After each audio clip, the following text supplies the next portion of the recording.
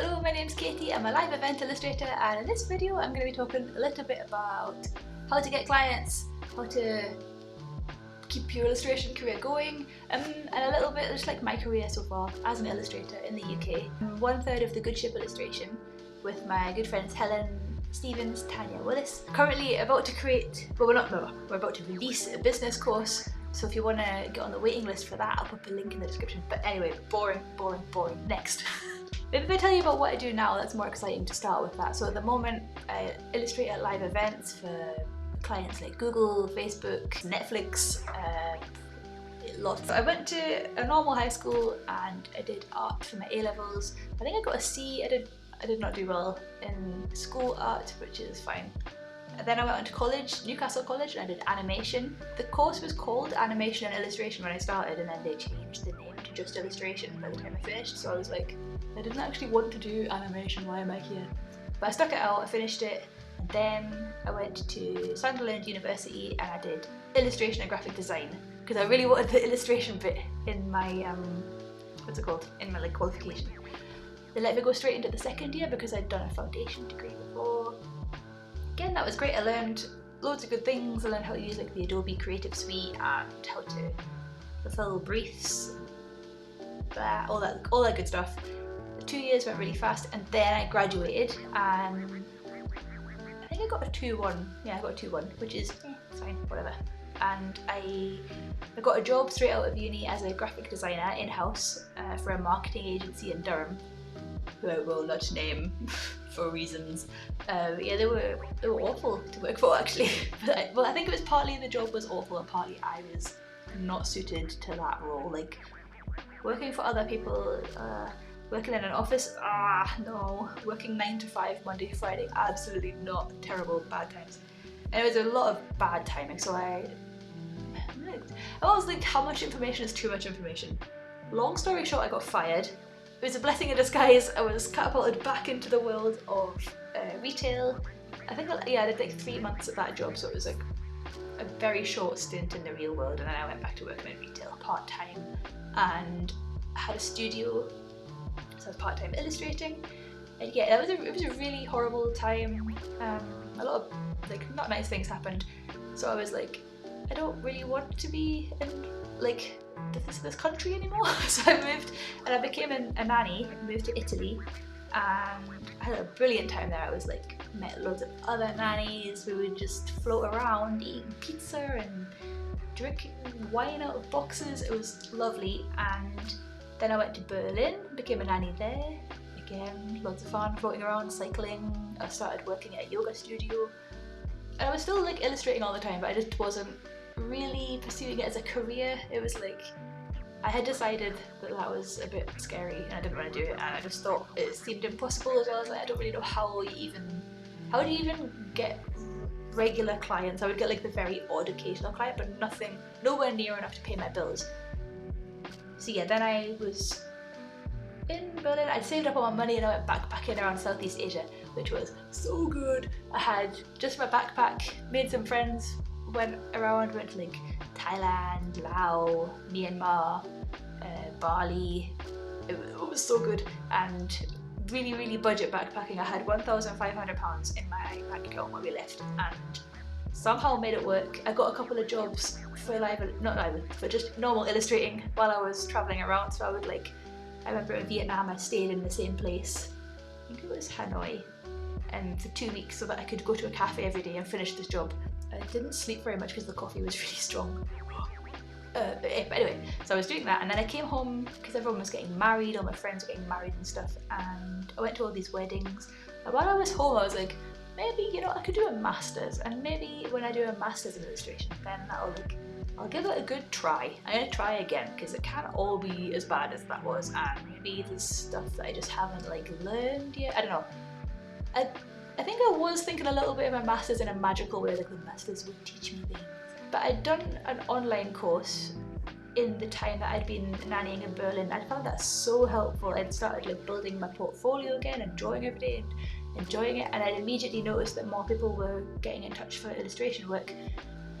So that kind of like reignited my enthusiasm and things, so I was like, okay, I'm going to try again. And I got in. So I got into Edinburgh College of Art, which was really, really exciting because it was somewhere that I just wanted to study forever. I think I went there with high school when I was like 16, and I remember just, even like the smell was really nice, and I was like, I really want to study here. And also at one of the many weddings I met my now husband, so that was nice. It was a good summer.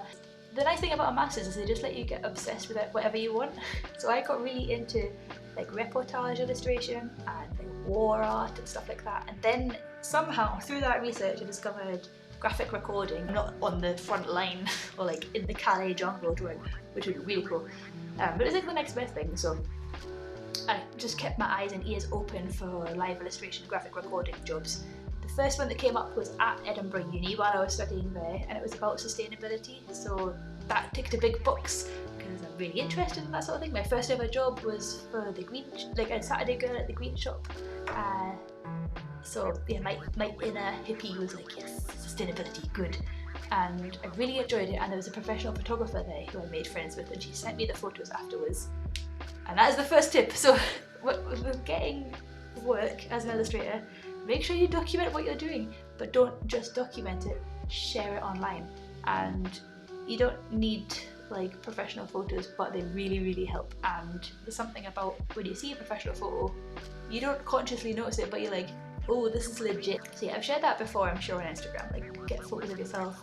It's really, it doesn't feel comfortable, I think, as creatives sometimes we're a bit shy. I feel like that's an understatement. Like, don't look at me, just look at the work. And of course, share your work, very, very important to share your work, but if you show your face as well, that like adds a bit of trust. That first bit of work then led to Stella Artois, the beer company, saw my work. I don't know how, somehow. I had my sketchbooks on the website at the time. It was very DIY, I just put everything on there. I hadn't been selective at all.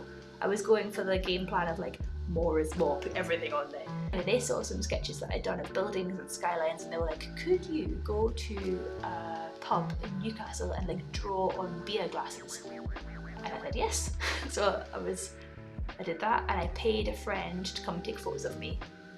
A friend with a good camera. Because again, I was like, I'm gonna put photos of me working on my website and write about it. I just kept doing that, like taking time to write words about what I was doing and putting it on the internet, because you know, your pictures are great and everything, but words are the thing that the internet likes and knows how to categorize and everything.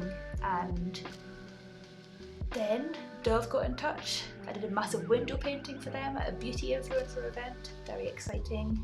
Then Espresso saw the work that I'd done for Dove and they wanted some, so then I did Espresso job. And they had like a film crew and they made a time-lapse video of it. And then Google saw that I was doing graphic recording sort of stuff, and they invited me to their headquarters. You see, and it just became like a big positive snowball effect. When I first finished my masters, I was like, how do you get illustration work? I have no idea.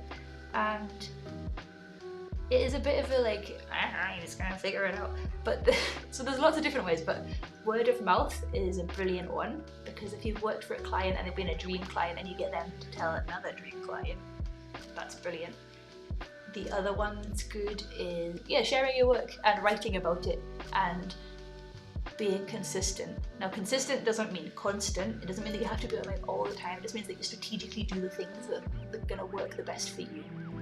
The other great way of getting clients is to keep making work and sharing work, even if it's not client work. That really helps. And keeping in touch with people that you've worked with before. So this is one of my recent discoveries, thanks to the British Library. They were like, Katie, you do realise you have a list of like literally hundreds of people that you've worked with that are probably, for the most part, all very happy with the work you did for them. Why aren't you going back asking them if they need any more work? So that's the current project, and it's going very well, so I would like to pass that one on to you. Old clients, it's not like you work with them once and then they never need anything drawn ever again. Yeah, learn from my mistake. Other things that really helped was just following what felt good. I didn't see somebody doing something and copy what they were doing. I did what I wanted to do and what really piqued my interest, and just did more of what felt good. And in the same vein, I did everything. I talked about my early website, it just had all my work on it, but then I just the things that felt easy and fun, I just started narrowing it down to those things, and that really helped. Experimented, I didn't take it too seriously at all, and I didn't give up my day job until it was impossible for me to do it anymore. So that, I think that's an important one as well, like the level of pressure that you put on yourself can really affect your work, and if you can keep your day job and know that your rent is paid or whatever, it's gonna be so good. It's like a secret power when people come at you with a low ball budget and stuff. You'd be like, nah, I don't need you, my bills are paid. And it also is just less scary. It's also less scary for your parents or whoever's looking out for you. You know, like people get worried about creative jobs, and rightly so, because maybe they're not, it's not like being a dentist or something where you just become a dentist and you're immediately well paid. It takes a while to build up and get momentum and even just make your work better. So I hope this has been helpful.